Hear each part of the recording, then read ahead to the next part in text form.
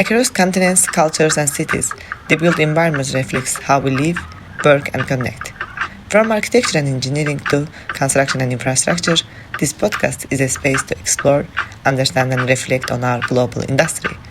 I am Aytan Soyunlu, and this is the AEC Global Podcast, exploring the ideas and processes behind the AEC world. Welcome to the AEC Global Podcast. Today, I'd like to introduce Bart Cardinaal, architect, CEO, educator, and more. Thank you, Bart, for joining us today. It's truly a pleasure to have you on the podcast. Yeah, it's a pleasure, Maya. Likewise. Thank you.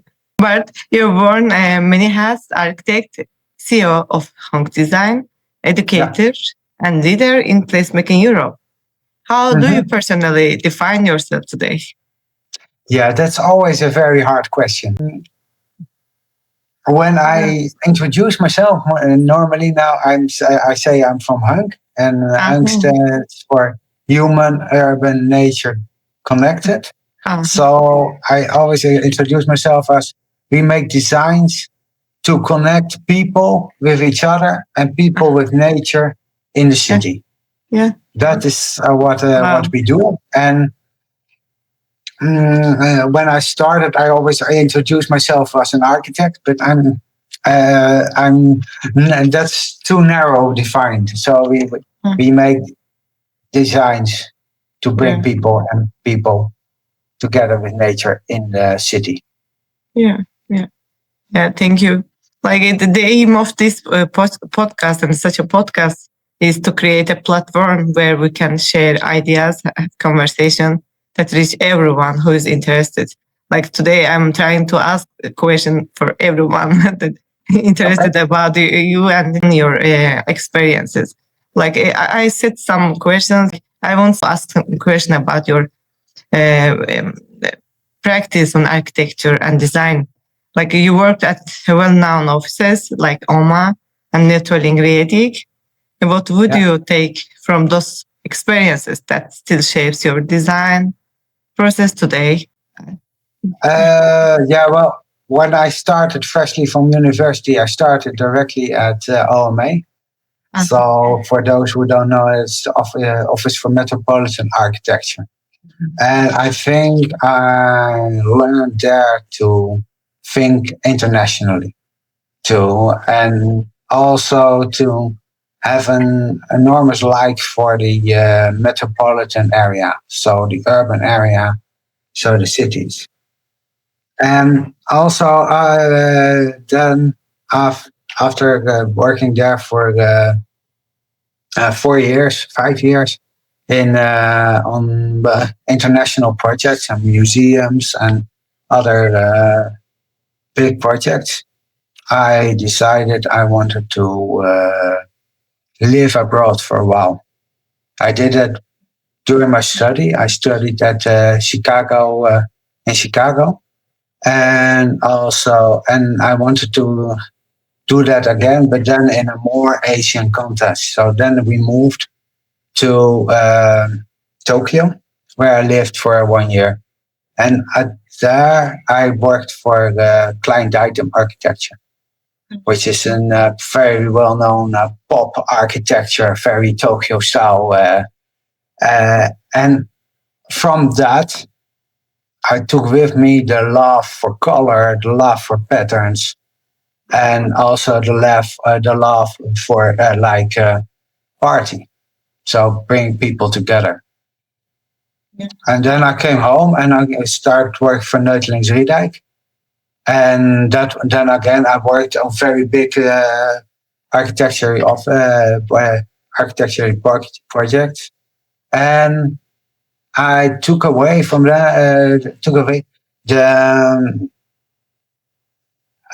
love for shapes, the love, and also I really liked the way they structured. They made the buildings in a very structured way. So we take that still with us, that we have we structure every project in like grids, and so you don't see it anymore. Like you also don't see it in this architecture from Nederlands Redak, but it is there and it makes you, and it is very easy to make very big projects. But then I started HUNK with my partner, and she is an artist. She is trained as an artist, as an urban designer, and we merged this into HUNK. So. Yeah, thank you. Again, I want to come back to HUNK Design. You describe your projects like uplifting, colorful, even seductive in your website. Yeah. How you translate such emotions into actual architecture? Like how you express it, put these emotions to actually like colors, maybe. Yeah, we do. We love colors. Yeah, I see the poster back of you. Yeah, that's true. We also love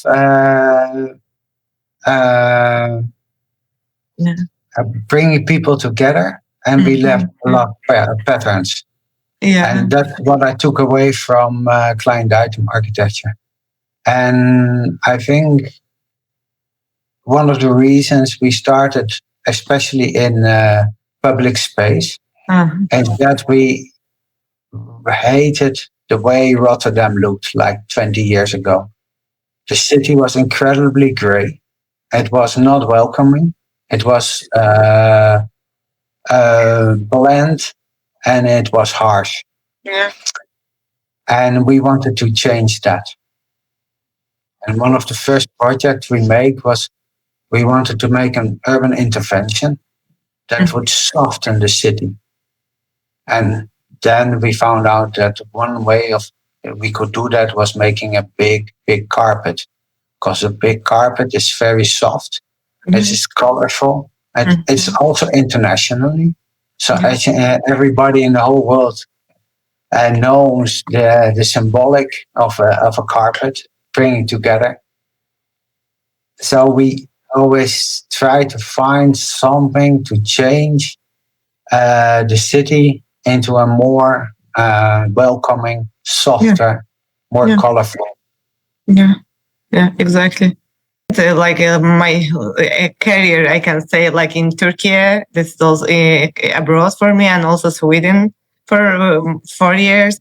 Like I see in every during my all experiences, I see different companies and different regulation according to the country and its region. I can say, like I'm just curious to ask you, how do you manage the tension between creative vision and the client expectations and regulations? The regulations are super hard. When you do something in public space, when you do something in the city, everybody has a meaning, thinks of something about it. So everybody, and the reason is because public space is important, and everybody thinks it's important. So that makes it very hard, but also makes it super nice to do, because nothing have to come easy. Huh? It is you have to work hard, but it doesn't have to show. And that's when we have a project that it was a super hard struggle to get it done. But in the end, everybody said, "Did you work so hard on that? It looks so easy." Then it's a very good project. Yeah, I see. Yeah, thank you.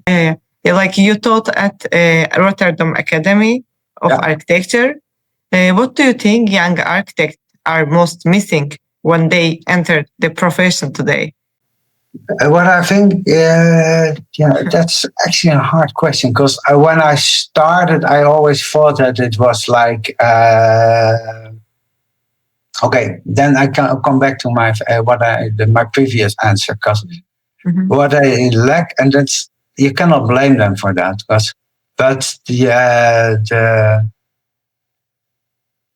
they lack the how to convince people and how to get things done, and also to get not too emotionally attached to your to your design, but think ways and to change it and to make it better with when people criticize it. And it's and what I said, a lot of people think something about it, have a very strong emotional feelings about things you do in public space. Yeah. That's what everybody thinks it's important. Yeah.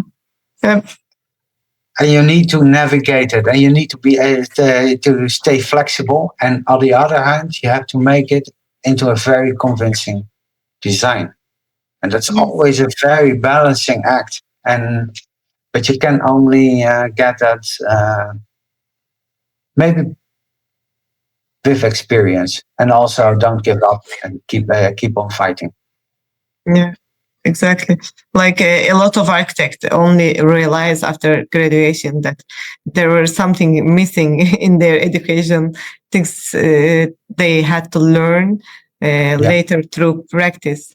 Like maybe this is a like repeating question, but if you redesign architectural education today, and did you feel anything was missing? What would you add, and or what would you remove?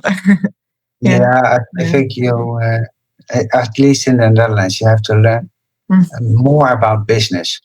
About running an architecture office, running and doing business. You know, the school, the university was very good here in Exactly. And they're really good at using software, researching, analyzing. And so that was pretty good. But running a business and doing a meeting and convincing the clients, and that is a whole other story. And that you really have to learn. I really had to learn because I never spoke to someone else than my architecture teacher or other architectural students.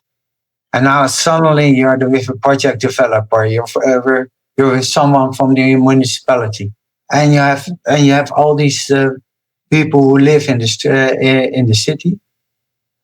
That is something incredibly different, because I only had these Excels from square meters that I had to take into account during my study, but I never had to take emotions from other people into account. Exactly.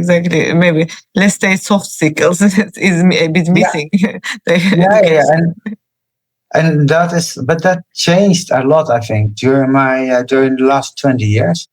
When we started, we were like one of the only ones who really wanted to talk to people from the neighborhood and do this kind of participational trajectories and talk with everybody. But now it's more common. So I'm not sure if now people from the university did learn. Maybe they learned it more. But I for sure didn't learn anything of that. Now let's go to placemaking side. It is just one of your direction, but an important one. What excites you most about how placemaking is evolving in Europe?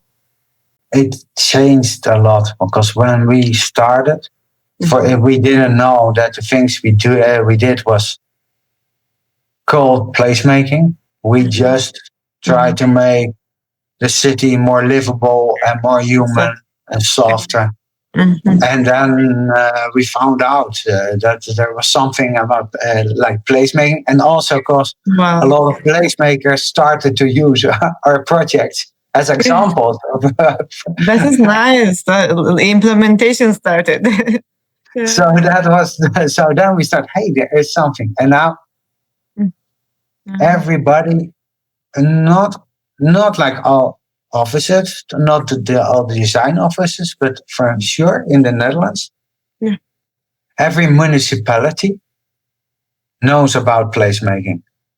They all went on course. They all read books about it, and they all try to do it. And that changed a lot. That is something that was super to see actually, because it changed from being a square meter Excel orientated design process to a human orientated and community building process. And that's actually amazing how to see, because that changed so much in the Netherlands, and I'm sure it's also in the rest of Europe. But for here in the Netherlands, that's really amazing. Yeah, I see.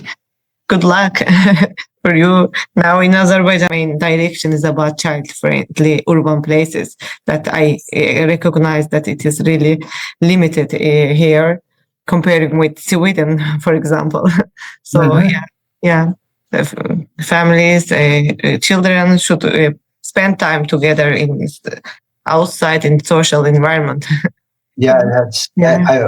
I really like designing and working in public space, because it's where a society is being formed. That's where people meet. Exactly. And it's for a society much more important to that people meet each other in public space, and meet also strangers in public space, have different contacts. Mm-hmm. And then if they have a large bathroom or something. Yeah. That's for a city or for a society, not so much issue. It can be for your private life. It can be can be nice having a large bathroom, but for a society, it's not so. Bart, what moment or project early in your career give you confidence that architecture could also be a tool for social change? It was actually the first that big carpet we made for public space. Yeah, that was the minute we put it on. We weren't even finished rolling it out and people started using it to as a picnic space, or and to meet and to having a drink, or children started immediately playing on it. Then I thought, wow, this is like a Photoshop dream coming alive. Yeah. And it's like, we have now a big one of these carpets here in Rotterdam, and it's like every week someone is coming to me and they say, "We really like. I really like that square now. It's much better. I played there with my kids. We're having a birthday party there, and it's super nice." And then you start realizing that is the reason you're doing it, huh? Wow. Yeah, exactly. It worked. Yeah, like this is just a follow-up question. Now came to my mind that would you think architecture like limit placemaking, or these two together is continuum, or they block each other? Yeah, we really should be careful how we design buildings. Yeah. Because buildings should have an opening to the public space. It should have a soft transition zone to public space. It also should have.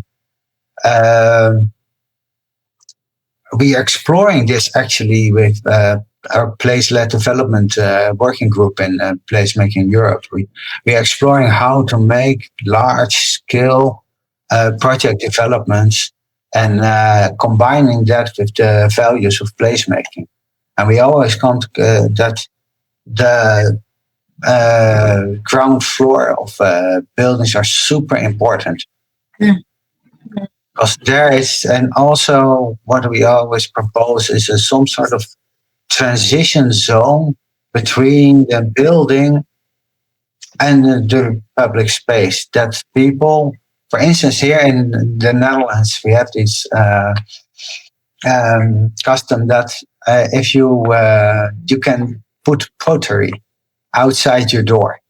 And if so, you have a street, and then you can put a bench. And it's not so much of a bench for yourself, but it's also a bench for other people to sit in. Exactly. And if you have some sort of transition zone there, that works very well, because then you feel that the public space is being owned, and that that is being used, and it is being taken care of. Yeah. And then it doesn't matter if they put in ugly plants or most beautiful flowers. If you see it's well maintained, and when you see people care about it, it gives a much different feeling than walking by a street where where there's only trash. Yeah. I remember in Sweden, Göteborg, there was like a walking line opposite to the river, and there was benches called like meeting benches. Like if someone want to do conversation, but they feel like lonely, they sit there and another one recognize it. This is really cool. Yeah. That is actually a nice example. Yeah, exactly. I have another question also. Yeah. You like looking back, is there a single project that make you feel that is why I do architecture? Like carpet, maybe one of the that, or if you have we have one. But that was a park. It's not really architect, but it was a small park here in Rotterdam. And it was there was a leftover piece of land, and there was a very rundown playground, and it was very rundown because the owner's situation wasn't clear, and the neighborhood, people from the neighborhood, they said we want to transform this into a girls' playground. A playground targeted for girls, because they said we see all these girls. They cannot go outside. They don't have a place, and we see them only walk around. And because they talk to the girls, and then the girls say, "Yeah, all the places are being targeted for boys." And boys in the Netherlands are the people. The boys always give trouble. So what does the municipality do? They make playgrounds targeted for boys so that the boys can play, can play football, can play basketball, and that. Yeah. So they don't give them much trouble. Yeah. But the girls never give any problem. Some of them were not on the radar of the municipality. Mm-hmm. And then, the neighborhood said, we see them, they don't have space. And when they go to the boys' playground, they're being bullied away, or they don't feel safe. Let's give them a space. And we made a nice, soft playground for the girls. And it wasn't that there was a sign, this is for girls only. Yeah.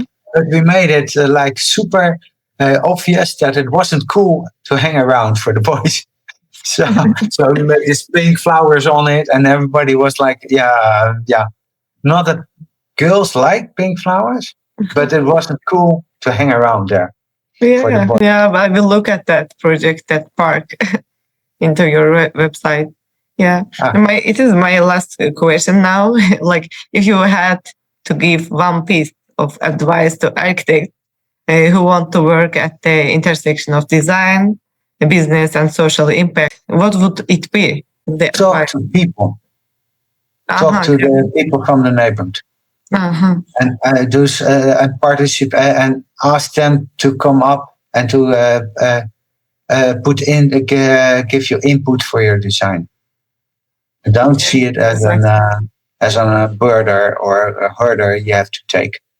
Yeah, exactly. It can enrich your design very much, and can also change you the design for the for the better, and can also bring much more to the city in that way.